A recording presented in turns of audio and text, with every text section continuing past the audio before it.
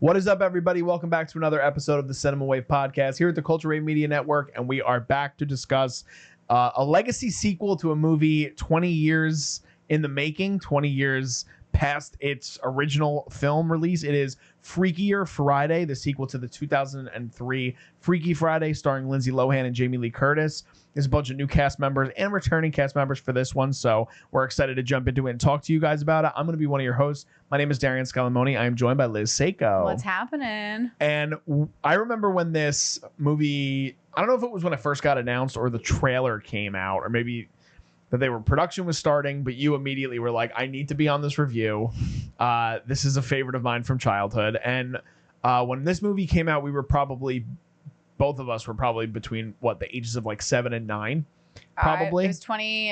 I was 8, I think, yeah. So I was probably 7. 6 or 7, yeah. And it was a staple for like that era of live action Disney movies where they were very it was the Mean Girls era. It was like all these movies were coming out, and I'm not gonna lie, the first time I heard that this was being made, I was very nervous. And we saw the trailer and I felt a certain way about it, but I was excited to jump on the review with you because I know that you are such a fan of the original movie, which I also am. I really, really enjoy the 2003 movie. Like I said, I was at that age where I was watching like Disney Channel 2 and I was watching Nickelodeon and all that stuff. And I remember like having a crush on Lindsay Lohan probably when I was like 8 years old and just like loving the dynamic of what this movie was. And Chad Michael Murray obviously was like a major heartthrob for every female in the world. So Liz, having said all of that, I'd love your broad thoughts on what you thought about Freakier Friday. Yes, I was very excited about this one just because, like they could make the worst remake of this ever and I still feel like I'd be excited, and just watching like the small little details that have a callback to the original, I would still just be like, hell yeah, I know what they're talking about. So whatever, I was going into it very open-minded. I also did not watch the trailer. Okay. And I think it saves me. Every time, it's kind of the same thing that happened with Happy Gilmore. I stayed away from the trailer just so that I could go in and be a little bit like, yes, it's not going to be as good as the original, but as long as they can pay some homage to the original film, I'll be satisfied. And I had a great time in this movie. I saw it with my mom and sister. Love that. The beginning is a little rough, I think. I think the beginning, I don't know if it's the acting or the writing, but I was like, oh God, this is a little bit rough. But then once the switching of the bodies happens, I feel like it really picks up. It's a good time. It's a fun time. It's meant for just a new generation to like enjoy the story of Freaky Friday and having body switching happening. Yeah, I mean, the storyline is essentially the same exact thing, almost to a T as the original. So there weren't any big surprises. I mean, Jamie Lee Curtis is a godsend. Like, I think her being back in this film also was able to give it a little bit of an edge. Lindsay Lohan is iconic. I think, though, Jamie Lee Curtis definitely carries the weight of, like, the on-screen like actor chops, you know what I mean? Yeah. But no, I had a good time watching this. Okay. I'm ready to talk more about it, but I would like to know, DJ, yeah, what were your thoughts? I've been very quiet before we started recording. I can tell by the look on your face that you're nervous. I think you hated it.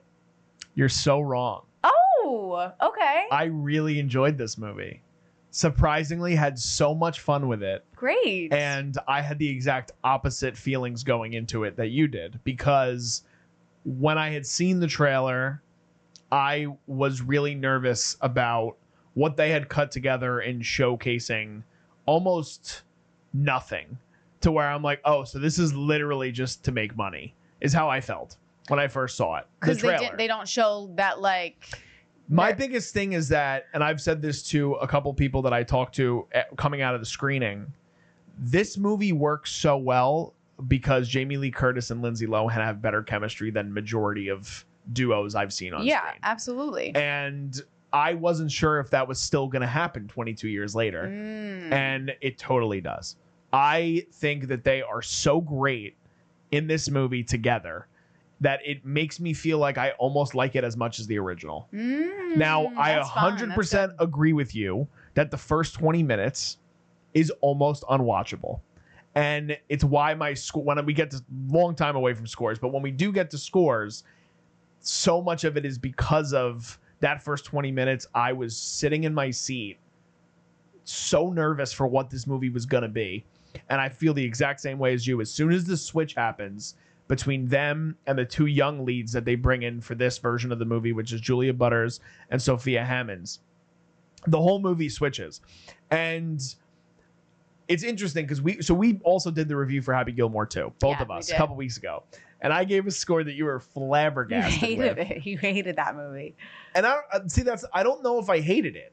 I just think that there was so much that I felt was missing from the DNA of that movie that didn't remind me of the original. This film, though it doesn't do anything groundbreaking, and like you said, it's very much of the same ilk, and it's basically the same exact plot line. It is the exact same plot. The first movie. They do it in a dynamic way where they were like, okay, let's bring in two young girls and think about all the crazy dynamics that we could throw in with, instead of two people switching bodies, we now have four people switching bodies. And that could get convoluted. That can become a lot. And they do such a great job with that. Like, as soon as the switch happens, you know that things are off on a good path. And I don't really have a lot to necessarily complain about other than like plot hole type stuff that you overlook a lot of times in movies like this anyway. So for me, I was very pleasantly surprised with this movie, and I immediately texted my girlfriend who loves the original, and I was like, you're going to love this movie, because if you like the original movie, in my opinion, there's no reason you wouldn't love this movie. Now, we saw another Disney movie earlier on this year that I feel like a lot of people disagreed with us with Lilo and Stitch, where there were some changes made, and we were both like, we thought they were good changes. We thought they were things that are totally understandable why they did this. Yeah. And I think that a lot of people had a lot of backlash with this. I do think they play it safe in this movie, but it makes it ultimately all that nostalgia hit that you're looking for in the original movie comparatively to this. I think it just kind of hits it out of the park. Yeah, I'm shocked. I'm That's why I wanted to save that for you. Very surprised, because I thought that you were going to come in and have just the same overall thoughts as you did for Happy Gilmore too, of like, just you weren't like happy with it essentially. So I'm very happy that you had a good time with this, DJ. I'm excited. It was a really, really fun movie, which I think is the first thing. And there's moments where, even as like a near 30-year-old man, having seen like the original movie and loving it, there are jokes that they kind of bring to the older generation too. There are things that are said, and things that are just, again, naturally funny things. Like, there's one joke that comes at the end of the movie, and it's played so well when they're at the rehearsal lunch, and all four of the lead women in the film are all like kind of cross-talking at each other and being like, you got to do this, you got to do this. And they're like, the food's terrible. And they're like, no, the food's not terrible. She just said she was on her period. And the way that everybody's like, oh, the one girl's like, I'm on my period right now too. Like, stuff like that it's funny. And I think it's not so of the ham-handed, and I love Adam Sandler, but so much of what that movie presented to me was in the vein of this, like, trying to do the same shtick that they did in 1996, but modernizing it for like comedy that was of the time. And this movie, I felt, stayed very much in the DNA of what that original movie was, and just made it applicable to younger generations as well as older generation. And I think that Jordan Weiss wrote this movie, and she was born in 1993.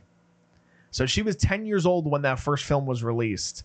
And I think that if they had somebody that was like a polished, like, industry veteran that wrote this movie, it could have been really, really, really, really bad. And it could have been too oversaturated in the way where they were trying to make something innovative instead of sticking to a formula that clearly works. Yeah. And really, the story is very simple. It's people aren't getting along. Some voodoo magic happens. They magically switch bodies in order to understand the other person. And, like, if you can just focus on that, which they did, you also then have some like emotional arcs happen 100%. Towards the end, which, like, I think because like Jamie Lee Curtis and Lindsay Lohan now know what the emotional story is, they were able to just deliver that ending so much better and not make it just like some slapstick funny movie. They were able to make it a little bit heavier weighted towards the end versus like Happy Gilmore too. It's kind of hard to make it like that heartstring pull and make it like a full circle storyline. Yeah. So I think that just this story, because they go simpler with it and emulate the original storyline, they were able to then focus more on that emotional toll, and just like pay homage to some of the other like comedic moments. Like I'm thinking of when they all wake up in each other's bodies and Jamie Lee Curtis is like in the mirror like freaking out about how old she is. Like it just made me think back to the original when she's like, oh my God, I'm like the crypt creeper, and she's like screaming about it. And I just really love that they didn't use the exact same jokes, but they used the same structure almost. Yes. You know what I mean? Yeah. Which is just really smart. Yeah, it's just a formula that works. Yeah. Right. And so I don't know if you knew this, because I was reading some of the Wikipedia before when I was making my notes and things like this. And Freaky Friday was actually like the 2003 version was actually a remake. Did you know that? I did. So have you seen the original film with Jodie Foster? Because Jodie Foster is in the original film. I have not. And I saw that they had actually reached out to her for a role, but she couldn't do it, which would have been so fun if she was in there. And I coming out of it, I would have been like, why the hell was Jodie Foster in this? And then realized that she was the star of the original. But I agree, it's a formula that they didn't need to alter too much, but I think it left a lot of room for them to play within the dynamics of the 4 different ages and backgrounds that the 4 women kind of embodied. And it's been a long time since Lindsay Lohan has done something this big. She's kind of been in the corners of the Christmas Hallmark stuff for a while, and I was really happy to see that. Like I said, the dynamic between her and Jamie Lee Curtis, it almost feels like they didn't miss a beat, and it feels like there was so much care put into how the characters were going to be 22 years later. Yeah. You know, like like you said, Jamie Lee Curtis, I think, is one of the finest actresses working. And I think in the last couple of years, it's like she's almost reintroduced herself to the world in a way. She won her Oscar and was like, I don't give a shit anymore. Yeah. She's like, I'm going to do every role that I want to do and make the best out of it. Yeah. And there was like another thing with this where with all the things going on in California and how it's harder with the tax credits and things right now to film things, she was like, this movie has to film in California. They managed to do a lot of that stuff. They paid homage to like this iconic LA record store when they eventually get to meeting Chad Michael Murray in the film. And like you said, they pay homage to a lot of the touchstones from that 2003 movie, but they don't feel so heavy-handed where it's like, we're just doing this for you to get member berries. It's like everything serves a purpose. And like even when we do get like Chad Michael Murray and they play into the whole thing about how he kind of like had like this crush as well on Jamie Lee Curtis's character from the 2003 movie, like the ending scene at the wedding with the woman like dressed as her from 2003. Oh, it's so good. It's a great gag. You know what I mean? Like it's just something that works so well for me. But I do want to talk and transition into talking about Harper and Lily, who are the younger leads in this film. I also like almost didn't recognize Julia Butters because I only remembered her really from Once Upon a Time in Hollywood, where that movie came out 6 years ago. Yeah. And she aged up obviously so much, as a lot of kids do when they're developing in their acting careers. I think she is just such a talented young actor, and I think she's just going to continue to do amazing things. And I think she also elevated a lot of the material, especially some of the harder things where she was essentially playing her mother and the complications of what happens where she finally did something for herself, meeting this man and losing that. And Sophia Hammons, I haven't seen in anything previously, but I thought she did a really good job as well. And the scenes, especially at the end between her and Jamie Lee Curtis, I thought were really, really well done. So I'm curious what you thought about the new leads and bringing in that dynamic and what you thought about it overall. I thought they did a really great job. I was surprised, and I was hoping that I obviously knew that Jamie was going to kill it. And I was just worried about the younger girls because I was like, oh God, I hope this doesn't become too TikTok-y where it's like them on their phones all the time and just showing us like them scrolling. Like, I don't want that. I get it, but like don't make a movie that's about actual like girls trying to like figure out their lives rather than having it take place on the internet. And so I'm so happy that they didn't go that route of making it super focused on the internet. I loved them together. I thought they were really fun.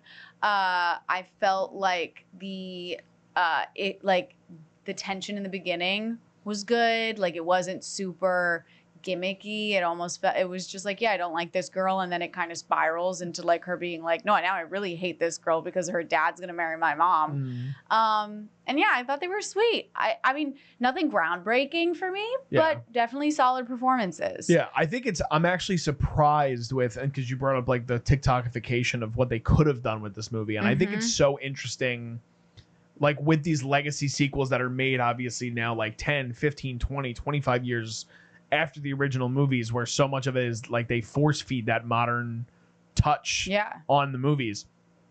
And so much of this movie is Jamie and Lindsay. Like way more than I anticipated.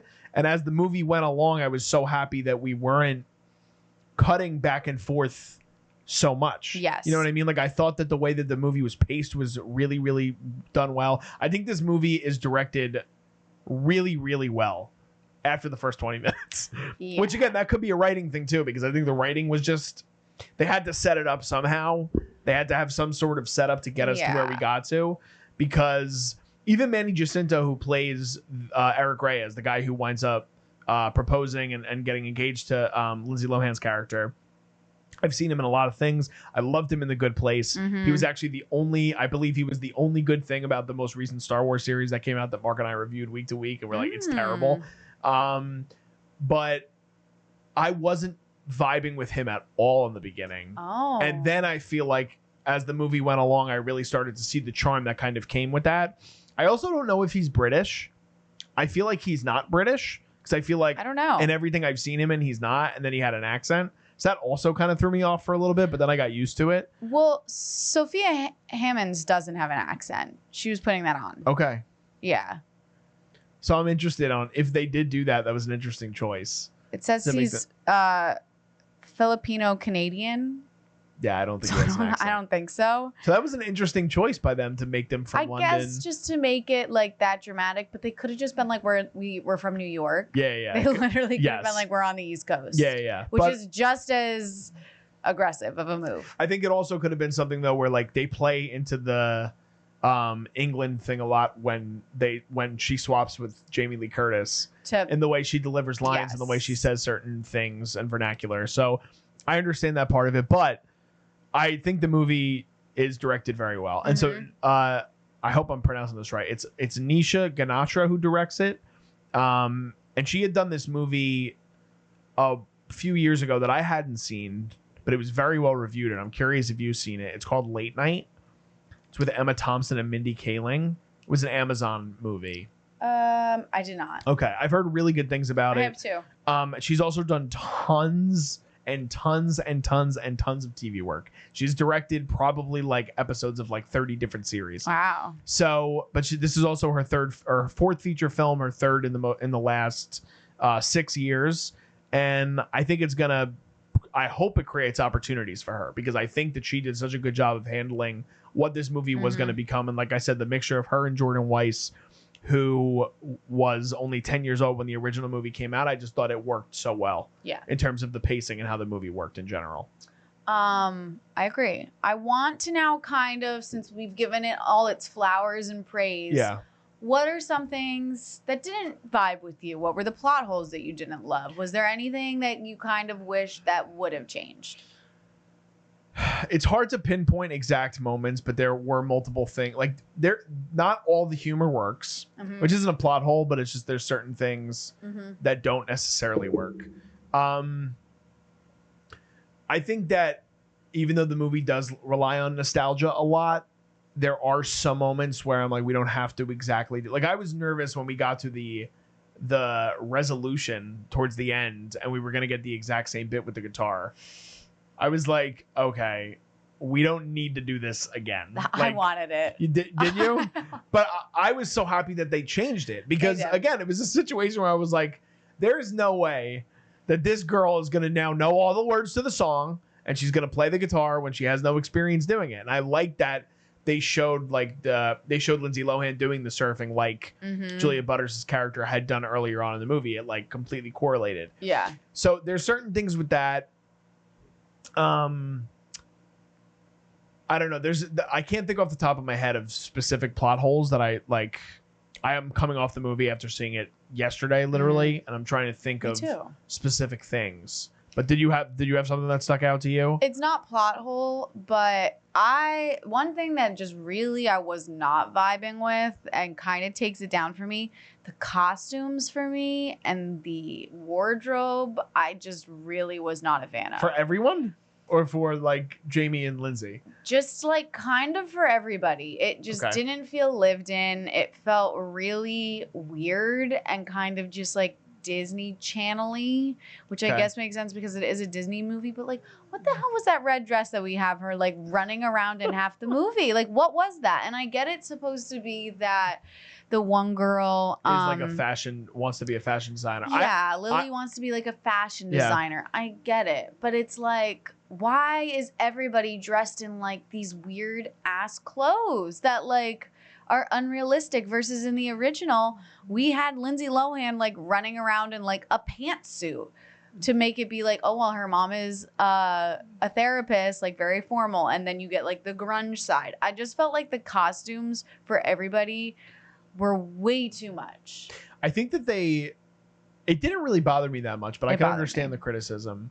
I think that so much of what they tried to do is that they really tried to balance it with each character having their own thing. Because the movie is also, I don't know how long the original movie is, but when I saw that this movie was close to 2 hours, I was kind of surprised. Originals, 1 hour, 37 minutes. Okay, so they add 13 minutes of screen time in this film. And again, you're dealing with 4 characters comparatively to 2 in a romance angle, which kind of, it really does mostly get abandoned in this movie. Like, there is obviously the romance, but I do think that there's a piece of, they managed to have a piece of every single character doing something that could be the worst case scenario and also the best case scenario for every single character. Like, another hilarious scene to me is something where we see Jamie Lee Curtis going for her book cover photo shoot. And she gets these crazy lip injections. No, she uses lip plumper. Lip plumper to a degree in which is so insane that Jamie Lee Curtis can barely move her face. But then you have those moments of the realization of that conversation at the end of the film. And I agree with what you were saying earlier, too. I think Jamie Lee Curtis actually does so much. I don't want to say it's heavy lifting because I don't think she's necessarily like acting her like. Yeah. But she's far and away the best actor in the film, and she's the most seasoned actor in the film. I mean, she also has, like, although it's supposed to be the Lily character, it's Jamie Lee Curtis's moment when she's breaking down at the end, like crying 100%. about missing her mother, being scared of like joining into this new family. She's playing the only outsider. Yes. And I think that's why the beginning doesn't really work, is because like the story focuses on these 2 young girls, but I think because they're more seasoned actors, having the story then be able to be on these 2 lead actors playing these younger girls is when it starts happening. Because although I think, what are their names? I keep Julia Butters and Sophia Hammons. Yeah. Although I think they did very well, I just think at the beginning they just fell into the tropes of like 2 girls going to high school. One's a surfer, one's fashion designer, and they hate each other. And I was like, what else do we have besides this? And that's why the first 20 minutes, I was worried. Yeah. I was very again, concerned. well, they even when they do, that's where the most formulaic stuff comes in, when they deal with the young characters playing the older characters, because that's even where you get the return of I think his name is Stephen Tobolowsky, the actor, who is the one that used to want to thing with Jamie Lee Curtis in the original. And so like you play on the like member berries of that, and then you have the moment, like the montage where the two of them go scootering and they're like, oh, let's just eat everything because we're so young and we can run around and our metabolism. Like, there's not a lot to that. There's not a lot of depth to that. Meanwhile, so much of what Jamie and Lindsay are doing is physical comedy, is doing actual sequences where they're being emotional. They're dealing with real life problems. They're dealing within dynamics with different people, whether it's Jamie or Tess, or I guess I should say Lily being with Ryan and Anna being with either Ella or Eric. So there's always this complicated sort of thing surrounding the two of them. And I do think that's, again, why this movie works so well, because they decided, instead of doing it where it's like, so like I it's hard for me to speak on this because I haven't seen the movies, but like Ghostbusters, like what they're doing with Ghostbusters, right? Yeah. So much of what they do with Ghostbusters is they're like, let's just give it to, we need new kids. Everybody's like, and again, older franchise, 80s comparatively to 2000s, but it's like, let's hand everything off to the kids. Let's have them hunt the ghosts. It doesn't matter about the characters that made this story great. We just need a new group of kids to do the things that they did. This movie relies on that chemistry between Jamie Lee Curtis and Lindsay Lohan. That is so great in the original that they're able to sort of capitalize on with a new story in this movie, I felt. You worded that beautifully. Thank you so much. Great. No, and I totally agree. I'm glad that they were the stars and it wasn't just like, oh, let's just have them kind of be on like the back burner a little bit, because like, let's be real. We're going to see Lindsay Lohan and Jamie Lee Curtis in this movie. Love the two younger girls, but we're going to see the main two stars. Yes. Exactly. And also see like where their characters out now. Like, what are we doing? Who else is in here? And I think they did actually a really, really great job with bringing in almost every character from the 2003 one without making it seem like overkill. I 100% You know what I agree mean? with you. Like, everybody had just enough screen time where it didn't drag out the story anymore, but also they were there, like Ryan being there. He wasn't some big main character, but it was clearly to show that him and Tess are still married. He's still present in the life. Even bringing in the brother for the one scene. Scene at the luncheon for the wedding was really fun. Those moments actually feel the most lived in. Yes, to me, right? Because it's not something where it's like trying to make you pay attention to a character's presence. You know, they just kind of are flowing in and out through these people's lives. Even the way they reintroduced, which I'm curious, like Chad Michael Murray's character, who is iconic from the original film or the first movie. The hair flip. Yes. So what did you think about the way that they utilized the introduction or reintroduction of him when Tess and Anna go to kind of try to break up the marriage? Gorgeous, stunning, no notes. My heart was fluttering the whole time. He's a handsome man. I mean, he looks incredible. Let's just say, like, he's aging beautifully, that man. No, I loved it because you know what? It was then also like showing like, yeah, he's just as dreamy now. And here is Anna's daughter being like woozy in front of him too, just like she was when she was younger. Yeah. So I loved it. I didn't think it was too over the top. I agree. And like you said, a lot of other characters, they bring back Maddie and Peg, who are her two friends from the 2003 movie. We also get some really good new characters, like Vanessa Bayer in this movie. She's I think she's one of the most overlooked Saturday Night Live cast members that I could remember. She's hysterical. She is so funny in almost everything she does.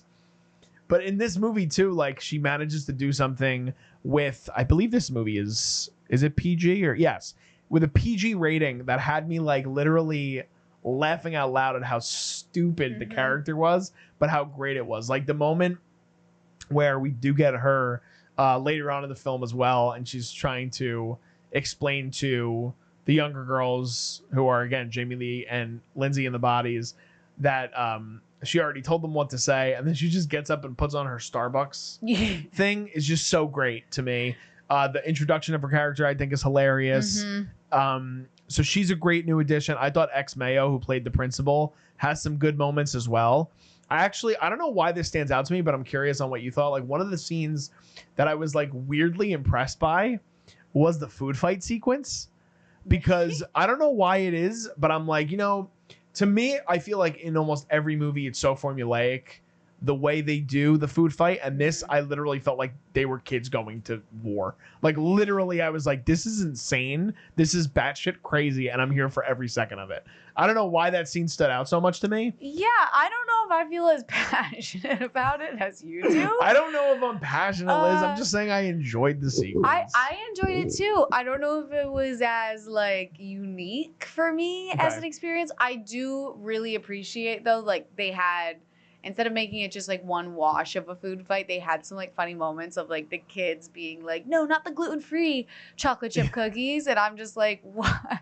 Like, what a 2025-year-old, like 2025 year thing to say. Like, no, not my like macaroon gluten-free. They have little moments all night with like. They have little moments like that too, though. Like where when the girls first get dropped off, you hear on the loudspeaker, it's like, make sure that they were like, if you're bringing anything to the bake sale, you have to have a regular, a gluten-free, a red dye-free, like, and I just thought it was. I think they did such a good job with balancing the humor that came from like us as millennials that really enjoyed a lot of what we saw in the 2003 movie and mixing it in a good way with the modern humor. Yeah. And so the movie works on a lot of levels for me. It really does. There's one quote I pulled from Time Out is a magazine in London. Ollie Richards is the critic. And this was what the quote, it said, there are almost endless holes you could pick in its logic and storytelling, but it gives you a few reasons to want to. The Friday's freakier, but it's kind of funner too. And I really did feel that way. I was like, like there's things that I could be upset about or annoyed about or just be like, like, this is stupid. Like, why are they doing this? But the movie is so genuinely fun that it makes you kind of wash all of that away to where you're like, no, this is a movie that I will rewatch. This is a movie that like I will enjoy doing like a double feature with Freaky Friday and Freakier Friday. Yeah. So, I mean, there's one other thing we haven't talked about yet. Elaine Hendricks. Meredith Blake being in this movie. Incredible. Did you audibly gasp? I was literally like, oh my God. And then I think my mom might have been like, what? Who is that? And then I was like, it's Parent Trap. And she got it right away. But I was so happy that she was in this. I don't think they have her credited like on IMDb, honestly, because I think they're trying to keep it a little hush. Yes. You know what the character's name is though, right? No. Blake. Oh, good. So another pointed sort of decision. I love that. Iconic. It is. It's really good. Anything else that stands out to you that you wanted to discuss? No, I mean, I had like just a really great time with this. I loved, they do a great ending, just song. Like, I'm so glad that they brought the original iconic, Take Me Away song at the end, because I was a little bit like, are they going to do something where like they come up with like, at first I was like, oh, they're not going to sing this song. They're just going to sing this baby new song. Yeah. And like, that's going to be like the one that they're trying to get everyone to take on. And then when they brought it on, I was like, hell yeah, this is good. Yeah. It's awesome. Well, I think that's good. Even the final ending we get with the wedding sequence, I think is done well. We get a really funny kind of end credit stinger with her going to the book signing, fun credits. It's a movie that really does feel like, even though it's a 2025 movie, there are elements of it that you can like see as a time capsule to 2003, which I think just makes it so great. I saw a comment. It was like, finally, we're bringing back bloopers and like the credit sequences. Like, let's keep it going. And I was like, yeah, everybody. I think movies now, especially in this genre and this tone, are taking themselves way too seriously, and they need to bring back a little bit more of the fun into it and not be so worried about like, I don't even know what they're worried about, but they need to bring back the fun. Yes, I 100% agree with you. This movie is a really fun time. It's really entertaining. It's made $45 million globally against a $42 million budget, so they're off to a really great start, coming off of a weekend where they went complete counter programming against weapons. Yep. But I think this movie's going to continue to do well. I think word of mouth is going to be big for it, because I do think that there are people that are hesitant or nervous about the fact that, again, it's a legacy sequel, and a lot of them, haven't lived up to the hype of what the original films are. And coming off of Happy Gilmore 2, like that's really how I felt. And I really enjoy Freaky Friday. Happy Gilmore is literally one of my top 3 favorite Adam Sandler movies. And so coming into that, I have a much higher score for this movie. And it's just a really good time with the movie. So first of all, before we get to scores, go and see the movie in a movie theater. Don't wait until it comes on Disney Plus, because it is a really, and go with people that, like I said to my girlfriend, I was like, anybody you watch the original movie with, anybody that you feel is someone close to you. It's a great sort of female forward movie. So grab your girls. This is not but boys can watch this movie. Boys can watch this movie too. Because I'm a man. I have a beard and I liked it. So men should go and see it too. But this is not It Ends With Us. This is a very different girl movie. Oh God. You remember that? The marketing of that movie? We're not gonna talk about it. But time for scores. Liz, what do you got for me? I was trying to think of what I did for Happy Gilmore. I remember what you did for Happy Gilmore. 7, right? You did a 7. Right? I think I enjoyed this film a little bit more just because I think I like the original a little, or the 2003 one a little bit more than Happy Gilmore, just from like my childhood. Yeah. So I'm giving it a 7.5. Okay. Because I had a great ass time. We are in rare territory where I have the exact same score as you. Yeah. Also have a 7.5. I give Happy Gilmore 2 a 5. Yeah. That movie sucks, but it doesn't suck. It's fine. You Doesn't just suck. have higher expectations. It's mid. It's very mid. This movie, I think, does such a great job just of living within what that original movie presented and improving upon it around the edges. And I think that, again, like Happy Gilmore 2 took more swings. Literally, that's no pun intended, but like literally went for something different with that movie. This film does stick to the formula, but they managed to make it, like, I really genuinely think I like this movie almost as much as the 2003 one. I just think that there's a few things that first 20 minutes are a little hairy. Yeah. But I think that once the switch happens, I think the movie kind of takes off and it's so much fun throughout the rest of it. And like you said, there's a lot of emotional beats, and Jamie Lee Curtis can literally do no wrong. I think that I will see her literally eat cereal. I will watch her eat cereal for 2 hours. Eat the yogurt that she used to do commercials for. Yes. What was that? Parfait, was it? Or no Yoplait? No. No, it wasn't Yoplait? I think it was a tea. Whatever. This is. But I do have a question. Do you think that this film helps Lindsay to get back in the scene? I hope it does. More? And she's actually been talking in interviews. I feel bad. She's like, it's hard for me to get certain opportunities. And this is, again, living within like the Disney family, the family genre. I'd be very curious to see what else she can do with her acting ability. Like, I don't know how many serious roles I've seen Lindsay Lohan do in my life, so I can't speak to that. I mean, my favorite Lindsay Lohan films are when she's younger. I mean, like Parent Trap to me is a classic. Obviously, she's a kid there. I liked her in she's not in Cheap by the Dozen, is she? Yours, Mine, and Ours. Is that the other one she's in? It's like a family of 18. Yours, Mine, and Ours. Hold on. No. Okay. No, I don't think she's so. not in Cheaper by the Dozen? No. Okay, then Yours, Mine, and Ours I think is the one she's in. But even in that, and she has good chemistry with Rene Russo, and she's a bit older. Are you fact checking me? I'm just looking really quick. I'm pretty sure. And Dennis Quaid's also in that movie. Oh, Confessions of a Teenage Drama Queen, iconic I can't movie? speak to that. I haven't seen it. Oh my God. I do have a beard and I haven't seen that movie. You should have totally watched that movie. Like, that is like, my heart is skipping a beat for it. My computer's going a little bit slow, but it's okay. Doesn't matter. We're running over. Matter. I think Lindsay Lohan deserves more opportunities. I hope this movie leads to some for her. I mean, leading a $45 million opening weekend for this movie, I think is a great nod. I think she needs to do some television.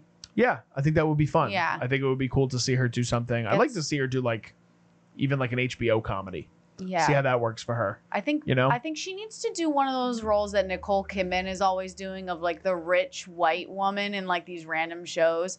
Like, give Nicole a little bit of a break and throw Lindsay in there. You can do that. You can do that too. But guys, let us know, what are your guys' thoughts on Freakier Friday? Did you guys have as good of a time with this movie as we did? Were you guys disappointed with the way that the movie was presented, or did you guys have a really great time? Let us know about your theater going experience. Give this video a like if you guys can, and comment your thoughts. and subscribe to us here at the Culture Rave Media Network. We have tons of other reviews for television and films on the channel. We also have, it's almost film festival season, people. We got a lot coming.